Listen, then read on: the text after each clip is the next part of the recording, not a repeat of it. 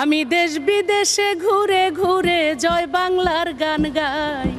তিনি ছিলেন এক সময়ের সংসদ সদস্য, ছিলেন মঞ্চ কাঁপানো গায়িকা, কিন্তু হঠাৎ করে উধাও। কোথায় লুকিয়েছিলেন মমতাজ বেগম?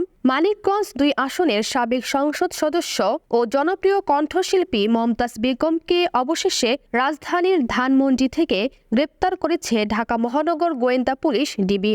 ডিএমপির মিডিয়া ও জনসংযোগ বিভাগের উপকমিশনার মোহাম্মদ তালিবুর রহমান বিষয়টি নিশ্চিত করেছেন। ডিবির যুগ্ম কমিশনার নাসিরুল ইসলাম গণমাধ্যমকে জানান, মমতাজ বেগমের বিরুদ্ধে খুনের মামলাসহ একাধিক ফৌজদারি মামলা রয়েছে।